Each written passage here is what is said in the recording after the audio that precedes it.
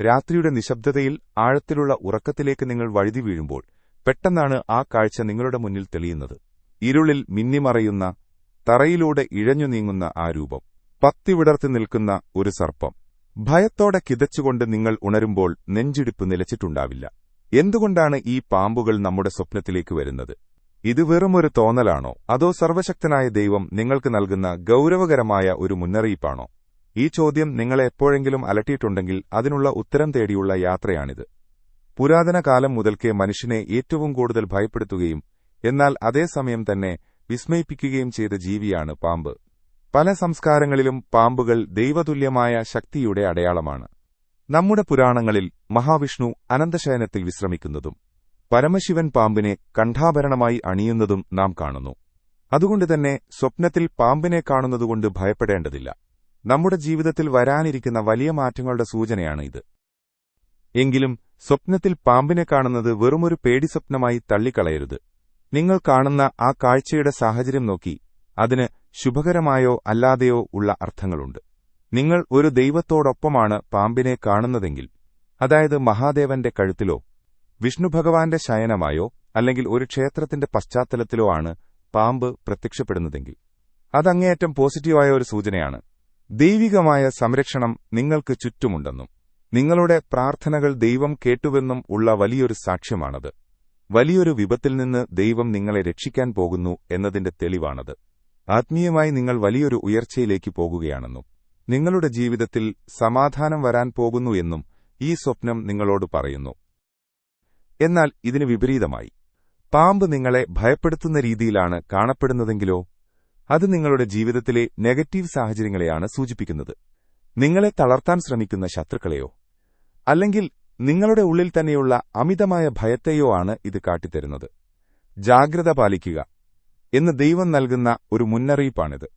നിങ്ങൾ വിശ്വസിക്കുന്നവരിൽ നിന്ന് തന്നെ വരാനിരിക്കുന്ന ഒരു ചതിയെ മുൻകൂട്ടി കാണിച്ചുതന്ന് നിങ്ങളെ രക്ഷിക്കാൻ ദൈവം ശ്രമിക്കുകയാണ്. ചിലപ്പോൾ ഒരു പാമ്പ് നിങ്ങളെ വെറുതെ നോക്കി നിൽക്കുന്നതായി കാണാം. അത് നിങ്ങളെ ഉപദ്രവിക്കാനല്ല, മറിച്ച് നിങ്ങളെ ഒന്ന് ഓർമ്മിപ്പിക്കാനാണ്.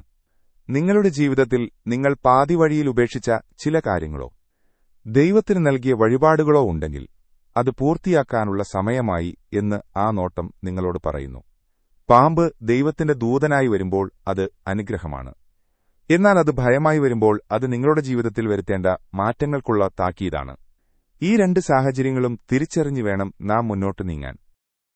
ദൈവം നിങ്ങളോട് പറയുന്നത് ഇത്രമാത്രം: മക്കളെ, കണ്ണു തുറന്നു നോക്കുക, നിങ്ങളുടെ ചുറ്റുമുള്ളവരെ തിരിച്ചറിയുക.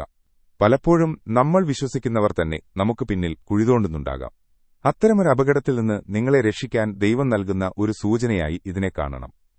ഈശ്വരീയമായ ഒരു വലിയ സുരക്ഷാകവചം നിങ്ങളെയും നിങ്ങളുടെ കുടുംബത്തെയും സംരക്ഷിക്കുന്നുണ്ടെന്ന് വിശ്വസിക്കുക. ഒന്നിനെക്കുറിച്ചും ആധി വേണ്ടെന്നും എല്ലാം ശരിയാകുമെന്നുമുള്ള ഒരു സമാശ്വാസമാണത്. നമ്മൾ കാണുന്ന ഓരോ സ്വപ്നവും നമ്മുടെ ജീവിതത്തോടുള്ള ദൈവത്തിന്റെ കരുതലിന്റെ ഭാഗമാണ്. പാമ്പിനെ കണ്ട് പേടിച്ചുണരുന്നവർ ഒന്നോർക്കുക: ഭയമല്ല, ജാഗ്രതയാണ് വേണ്ടത്. നിങ്ങളുടെ പ്രാർത്ഥനകൾ ദൈവം കേൾക്കുന്നുണ്ട്. ജീവിതത്തിൽ നിങ്ങൾ എടുക്കാൻ പോകുന്ന തീരുമാനങ്ങൾ ഒരിക്കൽ കൂടി ചിന്തിച്ചെടുക്കുക. ആരെയും അന്ധമായി വിശ്വസിക്കരുത്. അതേസമയം തന്നെ നിങ്ങളുടെ ഉള്ളിലെ കഴിവുകളെ തിരിച്ചറിയുക. പാമ്പ് എങ്ങനെയാണോ ശാന്തമായിരുന്നിട്ട് പെട്ടെന്ന് ഊർജ്ജസ്വലനാകുന്നത്, അതുപോലെ നിങ്ങളുടെ ഉള്ളിലും ഉറങ്ങിക്കിടക്കുന്ന ഒരു വലിയ ശക്തിയുണ്ട്. ആ ശക്തിയെ ഉണർത്താനുള്ള സമയമായി എന്ന് ദൈവം നിങ്ങളെ ഓർമ്മിപ്പിക്കുകയാണ്. രാത്രിയുടെ അന്ത്യത്തിൽ പ്രഭാതം വരുന്നതുപോലെ ഈ സ്വപ്നങ്ങൾ നിങ്ങളുടെ ജീവിതത്തിലെ പുതിയൊരു വെളിച്ചത്തിന്റെ തുടക്കമാകട്ടെ. ഭയത്തെ ദൂരെയെറിഞ്ഞ് ദൈവത്തിന്റെ ഈ സൂചനകളെ സ്നേഹത്തോടെയും വിശ്വാസത്തോടെയും സ്വീകരിക്കുക. ഓർക്കുക, നിങ്ങളെ വഴിനടത്താൻ ഒരു വലിയ ശക്തി എപ്പോഴും കൂടെയുണ്ട്. നമ്മുടെ ഈ ചെറിയ ആത്മീയ കുടുംബത്തെ കൂടുതൽ കരുത്തോടെ മുന്നോട്ട് കൊണ്ടുപോകാനും ഈ ഭക്തിസാന്ദ്രമായ യാത്രയിൽ നമ്മുടെ കൂടെയുണ്ടാകാനും ആഗ്രഹിക്കുന്നവർക്ക് നമ്മുടെ ചാനലിലെ ജോയിൻ ബട്ടൺ വഴി മെമ്പർഷിപ്പ് എടുക്കാവുന്നതാണ്. നിങ്ങളുടെ ഈ സഹകരണം വരും ദിവസങ്ങളിൽ കൂടുതൽ നല്ല സന്ദേശങ്ങൾ നിങ്ങളിലേക്ക് എത്തിക്കാൻ ഞങ്ങൾക്ക് പ്രചോദനമാകും. ഭക്തിനിർഭരമായ ഈ യാത്രയിൽ പങ്കാളികളാകാൻ ആഗ്രഹിക്കുന്ന എല്ലാ ഭക്തർക്കും ഹൃദയം നിറഞ്ഞ സ്വാഗതം.